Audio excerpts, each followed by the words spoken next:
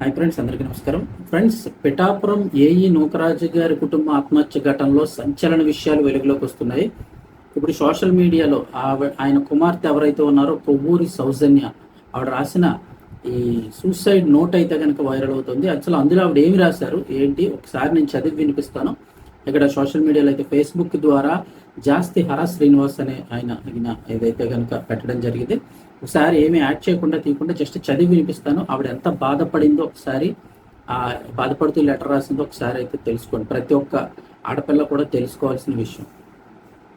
కొవ్వూరి సౌజన్య అనే నేను రాస్తున్న ఈ మరణ పత్రం, చిన్నప్పటి నుంచి ఒకరితో మాట పడకూడదు, ఏది చెప్పించుకోకూడదని నాకు నేనే గీత గీసుకొని బాగా చదువుకొని అన్ని రంగాల్లో ముందుండేలాగా సెల్ఫ్ స్టడీ కోసం అన్ని నేర్చుకునేదాన్ని.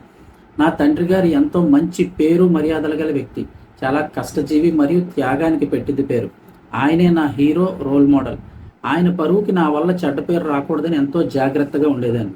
2018లో నా జీవిత తోడు నీడ, నా బెస్ట్ ఫ్రెండ్, అలాగే నా కష్టాలన్నీ తట్టుకొని నిలబడడానికి కారణమైన వ్యక్తి నా తమ్ముడు సతీష్ని కోల్పోయాను. ఇక నా కొడుకు రియో, వాళ్ళ అబ్బాయి రియోకి ఫాదర్ అటాచ్మెంట్ అసలు లేదు. అలానే మమ్మల్ని నా భర్త ఎక్కడికి పెద్దగా పంపేవారు కాదు. ఓన్లీ రావులపాలెంలోని ఫంక్షన్స్కి మాత్రమే తీసుకువెళ్ళేవారు. అలానే వాళ్ళ పేరెంట్స్, సిస్టర్స్, కజిన్స్ ఎవరితోనూ కలవనిచ్చేవారు కాదు. పిల్లవాడికి ఆల్వేస్ లోన్లీనెస్ ఉండేది, అంటే ఇప్పుడు ఒంటరిగా ఉండేవాడట. నేనే కాకినాడలో ఒక 2 సంవత్సరాలు కొద్దిగా బయటికి తిప్పి అన్ని అలవాటు చేసేదాన్ని. ఈ సాదిక్ ఎవరైతే ఉన్నాడో మా అబ్బాయి రియో తోటి అతన్ని ఆడిస్తూ, మీ అబ్బాయిని ఆడిస్తూ ఎంటర్టైన్ చేస్తూ వాడి నుంచి మా ఇంటి విషయాలు, నా భర్త ఎక్కువగా ఇంట్లో ఉండరు అన్న విషయాలు తెలుసుకునేవాడు. నాకు ఆశ్రమంలో ఉన్న భయానికి నేను ఎవరైనా లాయర్ల కోసం ట్రై చేస్తున్నా అని నా ఫోన్ విన్నాడు. అకాడమీలో క్లాస్ టైంలో ఇక స్లోగా నా పర్సనల్స్ అన్నీ తెలుసుకుంటూ ఇద్దరం ఫ్రెండ్స్ అయ్యాం. అలానే క్లోజ్ అయ్యి నా లైఫ్కి సపోర్ట్ ఇస్తా అన్నాడు. అతన్ని ఎంతగానో నమ్మాను. కానీ నన్ను కొన్ని ప్రైవేటు విషయాలు అడ్డు పెట్టుకొని బ్లాక్మెయిల్ చేయడం మొదలుపెట్టాడు. అది నేను ఎదిరించిన ప్రతిసారి నన్ను చాలా గట్టిగా కొట్టేవాడు. నాకున్న భయానికి నేను మొత్తంగా డిప్రెషన్లోకి వెళ్ళిపోయా. చాలాసార్లు తట్టుకోలేక చనిపోదాం అనుకున్నా. రియోని చూసి ఆగేదాన్ని. అలా సంవత్సరం భరించి ఇక చివరికి నా భర్తకి చెప్పేశాను, నీ ఆస్తి నీకు ఇచ్చేస్తా, అలానే నువ్వు అడిగిన డైవర్స్ కూడా ఇచ్చేస్తా, నన్ను మాత్రం వాడి నుంచి కాపాడమని అడిగారు. కానీ అతను కూడా ఈ సాదిక్కి చేసిన అటాక్తో తీవ్రంగా దెబ్బలు తిని మొత్తంగా అతను కూడా భయపడిపోయాడు. అంటే ఈ సౌజన్య గారి భర్త కూడా భయపడిపోయాడు. ఫైనల్లీ ఇంకా నేను దెబ్బలు తిని తట్టుకోలేకపోయా. చివరికి నన్ను బెదిరించడానికి నా కొడుకు స్కూల్లోనే కోచ్గా చేరిపోయాడు. ఏదైనా తేడా వస్తే అక్కడి నుంచే వాడిని కిడ్నాప్ చేసి కనిపించకుండా వీడియో కాల్స్తో నన్ను కంట్రోల్ చేస్తా అనేవాడు. ఏమీ చేయలేని స్థితికి వెళ్ళిపోయా. చావడానికి మార్గాలు కూడా లేకుండా మూసేశాడు. దగ్గరలో ఎప్పుడూ స్లీపింగ్ పిల్స్ పెట్టుకునేదాన్ని. ఇక అటువంటి టైంలో నా భర్తని వరల్డ్స్ మోస్ట్ డేంజరస్లోని సెకండ్ ప్లేస్లో ఉన్న కెమికల్ అది ఇచ్చి చంపేశాడు. దానికి నా కొడుకు ప్రాణం అడ్డు పెట్టాడు. సాదిక్ ఆ కెమికల్ ముంబై, కెనడా నుంచి అయితే తెప్పించాడని రాశారు ఇక్కడ. అలాగే నేను ఎలా అయినా నా భర్తని కాపాడాలని హైదరాబాద్ తీసుకువెళ్తే అక్కడికి కూడా వచ్చేసాడు ఈ సాదిక్. నేను ఎన్నిసార్లు వదిలేయమంటే అన్నిసార్లు కూడా నన్ను కొట్టి చంపేసి అంత పని చేసేవాడు. నేను నరకం ప్రత్యక్షంగా చూసేదాన్ని. 24/7 ఫోన్ లైన్లోనే ఉండేవాడు. బిజినెస్ వాట్సాప్ ద్వారా నా ప్రతి ఫోన్ కాల్, ప్రతి స్టెప్ కూడా మానిటర్ చేసేవాడు. వాళ్ళ ఇంటికి వెళ్ళి కూడా చెప్పాను నా బాధ. వాళ్ళు కూడా వీడెక్కడ దొరికాడు నీకంటూ బాధపడ్డారు. వాళ్ళ చెల్లి శైలియా కూడా చాలా కొట్టాడని చెప్పి నన్ను దూరంగా ఉండమని వాళ్ళు కూడా హెచ్చరించారు. అంటే వాళ్ళ చెల్లిని కూడా కొట్టేవాడట సాదిక్. కానీ వీడి కన్ను నా ఆస్తిపై ఉందని నాకు చాలా ఆలస్యంగా తెలిసింది. నేను నా భర్త హాస్పిటల్లో ఉన్నప్పుడే ప్లాన్ చేసుకున్నాను. కానీ తను చనిపోయాక ఇతను నా మీద మొత్తం కంట్రోల్ తీసుకున్నాడు. నన్ను మా ఆడపడుచుకున్న గొడవలు, అలాగే వాళ్ళంటే నాకున్న భయాన్ని అడ్డు పెట్టుకొని ఆడించాడు. నా ప్రతి అడుగు వాడిని అడిగే వెయ్యాలి. ఇప్పటికే నా ఇల్లు వాడి కంట్రోల్లోకి మార్చేశాడు. ఇక ఇంటి తాళం, నా భర్త ఆల్టర్నేటివ్ ఫోల్డ్ ఫోను, నా ఫోల్డ్ ఫోను, అలాగే నా SBI లాకర్ కీసు, మా డాడీ కష్టార్జితమైన ఒక సైటు, ఆ స్థలం ఎక్కడుంది, పనసపాడు దగ్గర ఉందట. ఆ సైట్కి సంబంధించిన ఒరిజినల్ డాక్యుమెంట్స్ ఇవన్నీ కూడా ఆ సాదిక్ కంట్రోల్లోనే పెట్టేసుకున్నాడు.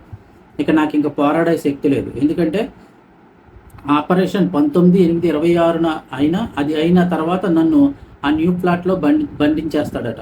ఇక దానికి నా తండ్రి అడ్డం వస్తే ఆయన్ని చంపేస్తానంటున్నాడు. నేను అంత బాధ భరించలేను. నా తల్లి తండ్రి చిన్న బిడ్డ రిస్క్లోకి వెళ్ళిపోతున్నారు. రోజు రోజుకి పరిస్థితులన్నీ దిగజారిపోతున్నాయి. 24/7 ఫోన్ లైన్లోనే ఉండాలి. చనిపోవడానికి కూడా మేము వణికిపోతున్నాం. నా భర్త చావుకు న్యాయం జరిగి తీరాలి. అందుకే నేను ఇంత పెద్ద నిర్ణయం తీసుకున్నా. పోలీసులు అంటే SP office gunmen and SP గారు అందరితో సాదిక్కి కాంటాక్ట్స్ ఉన్నాయని నేను పోలీస్ డిపార్ట్మెంట్ దగ్గరకు వెళితే నన్ను వాళ్ళ చేతే దొంగ కేసు పెట్టించి దొంగ సాక్ష్యాలు ఏఐతో సృష్టించి చంపేస్తానని, నా కొడుకుని టెర్రరిస్టులకు అమ్మేస్తానని తీవ్రంగా బెదిరిస్తున్నాడు. నా తల్లిదండ్రులు ఈ ప్రెజర్ని తట్టుకోలేకపోతున్నారు. ప్రతిరోజు నా కొడుకు ఇంటికి తిరిగి వచ్చే వరకు ఈ నీచుడు సాదిక్తో నవ్వుతూ ఉండాల్సి వస్తుంది. అది ఇంకా మా వల్ల అవ్వదు. నన్ను ఇప్పటికిప్పుడే ఇస్లాంలోకి మారమని, రోజు బుక్స్ తీసుకొచ్చి ఇస్లామిక్ బుక్స్ తీసుకొచ్చి చదివి బుక్స్ రాయమని, లేదంటే రోడ్డు టార్చర్ చూపిస్తా అంటూ చంపేస్తున్నాడు. 10 days బ్యాక్ 3 రోజులు నన్ను కొట్టాడు. నన్ను ఉప్పాడికి 16 కిలోమీటర్ల దూరం తీసుకువెళ్ళి సముద్రంలోకి తోసేశాడు. మళ్ళీ వెనక్కు లాగి ఈసారి రాళ్లపై నుంచి తోసేస్తా, మళ్ళీ నన్ను వదలమని మా ఇంటికి వెళ్ళని చెప్పావంటే అని పెద్ద థ్రెట్ ఇచ్చాడు. ఇక నా భర్తతోనే నేను వెళ్ళిపోవాలి, కానీ చాలామంది పాపం అప్పులు ఇచ్చిన వాళ్ళు ఉన్నారు, వారందరికీ కొంచెం తీర్చేశాను. అలానే నా అత్తమామలకి నా తాలూకా స్థిరాస్తిని అప్పచెప్తున్నా. వాడి ఇంట్లో వాళ్ళు కూడా వీడు నా భర్తని చంపాడంటే పెద్దగా రియాక్ట్ అవ్వటం లేదు. నేను భయపడ్డా వాళ్ళ ధీమా చూసి, అంటే వాళ్ళ ఇంట్లో వాళ్ళ ధీమా చూసి వీడు భయపడ్డారు, పెద్దగా పట్టించుకోవట్లేదు. ఇక మా సైట్ పేపర్ డీల్ చేసిన భాషాబాయ్ మంచి వ్యక్తి. అతనితో వీడు నన్ను నా కొడుకుని మాయ చేసినట్లు కొన్నాళ్ళు డ్రామా చేస్తానో నేను స్వయంగా విన్నా. నేను చనిపోయిన నా కొడుక్కి ప్రొటెక్షన్ అసలు ఉండదు, అందుకే అందరం కలిసి వెళ్ళిపోవాలని నిర్ణయించుకున్నాం. వాడి క్రూరత్వంకి నేను ఇప్పుడు కూడా ఫోన్ లైన్లో ఉండగానే లెటర్ రాస్తున్నా, అందుకే పెన్ వణికిపోతుంది. వాడికి ఎందుకు ఎలా కోపం వస్తుందో తెలియదు, కానీ ఆ కోపాన్ని నరకం కన్నా దారుణంగా ఉంటుంది. చిన్నప్పటి నుంచి దెబ్బ తినడం తెలియని నేను వీడి చేతిలో ఎంతో క్షోభ అనుభవించా, తట్టుకోలేకపోతున్నా. చివరిగా mothers, please don't get stressed about extra curricular activities of your kids. Sadiq లాంటి స్నేక్స్ చాలామంది ఉంటారు. మన పిల్లలే మన వీక్నెస్. అన్నీ తెలుసుకొని మనలోకి దూరి జీవితాలు చిన్నాభిన్నం చేసేస్తారు. పిల్లలు చక్కగా జీవితాన్ని అనుభవించాలి. నాకు సంబంధించిన కొత్త ఫ్లాట్ కీ కూడా వాడి హ్యాండ్ ఓవర్లోనే ఉంది. ఇక్కడ ఏంటంటే పిల్లల్ని ఎక్స్ట్రా కరిక్యులర్స్ యాక్టివిటీస్ నేర్చుకోండి అని చెప్పేసి ఇలాంటి వాళ్ళకి అప్పగచ్చకండి, వీళ్ళ పాములు లాంటి వాళ్ళు మన జీవితాల్లోకి దూరి చిన్నాభిన్నం చేసేస్తారంటూ తల్లిదండ్రులకు కూడా చెప్తూ ఉన్నారు. ఇక అలాగే నా కొత్త ఫ్లాట్ కీ కూడా వాడి చేతిలోనే ఉంది.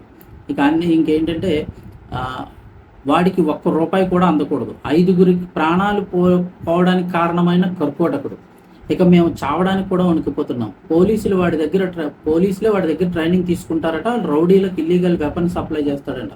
అందుకే నాకు వీడిని తట్టుకోలేమని తెలిసి ఇలా డిసైడ్ అయ్యా. SBI, ICICలో నావి, నా తల్లివి మరియు నా కొడుకు పేరు ఉన్న స్కీమ్స్, బ్యాంక్ బ్యాలెన్స్ అనాథ శరణాలయాలకు ఇవ్వాలని ప్రార్థన. I think so many friends, relatives, well wishers, అలాగే female are still needed to be strong, అంటే అమ్మాయిలందరూ స్ట్రాంగ్గా ఉండమని చెప్తున్నారు. ఇలాంటి వాళ్ళ ట్రాప్లో పడద్దు. ఇస్లాం పేరుతో ఎంతో మోసం జరుగుతోంది. కృష్ణ పరమాత్మ ఎంతో గొప్పవాడు, చివరికి నేను నా ధర్మాన్ని అయితే వదలలేదు అని చెప్పేసి వాడు రాసుకొచ్చారు. వాడు గొప్పగా నటిస్తూ వాడి మతం ముసుగులో అక్రమాలు చేస్తున్నాడు. ఇంకా అలాగే వాడి ఫోన్ నెంబర్లో అడ్రస్లు కూడా ఇచ్చారు. వాడి బావ, అంతేకాదు సాదిక్ బావ ముబషీర్ని కూడా పోలీస్ ఇన్ఫ్లుయెన్సర్తో ఇరికించాడు. వాడి అక్కతో తప్పు డ్రామా అతని భావన కూడా ఇరికించాడట. చాలా మంది పిల్లల్ని క్రూరంగా కొడతాడు. కానీ అందరూ హార్డ్ వర్క్ చేయాలని పేరెంట్స్ కొంతమంది తట్టుకుంటారు, కానీ కొంచెం మందిని మాత్రం పేరు కోసం మంచిగా ట్రీట్ చేస్తుంటాడు. వాడి చేతిలో తిన్న ప్రతి అన్యాయమైన దెబ్బకి దేవుడు వాడికి తగిన శిక్ష వేస్తాడు. వాడి ఇంటికి వెళ్ళి వేడుకున్నా నన్ను వదిలేయమని, కానీ అప్పుడు వాళ్ళ ముందే తన్ని కడుపులో కొట్టి పిడిగుద్దులు గుద్దాడు. 10 రోజులైంది, ఇంకా దెబ్బలు నా ఒంటిపై ఉన్నాయి. నాకు నా కొడుకుని చూస్తే భయం వేస్తోంది. ఒక రోజు గడవడం కూడా కష్టంగా ఉంది. వాడికి నీచుడంటే ఉన్న భయానికి 5 రోజుల నుంచి వాంతులు, కడుపు నొప్పి, ఆ పిల్లవాడు కూడా టెన్షన్ పడిపోతున్నాడు. ఇవన్నీ చూడలేకపోతున్నాను. ఈ నీచుడు పైకి వాళ్ళ మతంలో మంచి వ్యక్తిలా నటిస్తూ అందరికీ హరాం, హలాల్, హార్డ్నెస్ అంటూ హదీస్ అంటూ క్లాసులు పీకుతాడు. కానీ YouTube, Facebook, Insta multiple accounts maintain చేస్తూ పార్న్ చూస్తాడు. థియేటర్లో పార్న్ మూవీస్, స్టోరీస్ చూస్తాడు. మ్యూజిక్, సాంగ్స్, థియేటర్లో మూవీస్ కూడా చూస్తాడు.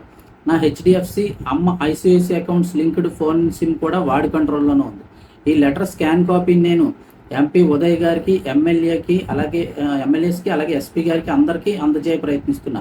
ఇలాంటి నీచమైన ముస్లిం వ్యక్తి వల్ల అసలైన ముస్లింలు కూడా ఇబ్బంది పడుతున్నారు. అందరూ జాగ్రత్త, especially kids, girls, young mothers అని చెప్పేసి ఆవిడ ఈ లాస్ట్లో కృష్ణాయ వాసుదేవాయ హరయ పరమాత్మనే అని చెప్పేసి ఆ శ్లోకం కూడా రాస్తారు. సో ఇది ఆవిడ సూసైడ్ లెటర్. సో ప్రస్తుతం సోషల్ మీడియాలో వైరల్ అవుతుంది. ఇది జాస్తి హరాస్ శ్రీనివాస్ అని చెప్పేసి ఒక ఆయన సోషల్ మీడియాలో షేర్ చేశారు. యాస్టిస్గా నేనైతే చదివి వినిపించాను. సో ఇలాంటి నీచుణ్ణి, సాదిక్ లాంటి నీచుణ్ణి ఏం చేయాలంటే మీరే చెప్పండి. ఆవిడ ఎంత క్షోభ అనుభవించిందో. ఇది కొద్దిగా లెటర్లో అయితే అంతా పెట్టలేరు, కూడా కొద్దిగా రాశారు. ఇంకా ఆవిడ ఎంత బాధపడిందో ప్రాక్టికల్గా మనకి అర్థమవుతుంది.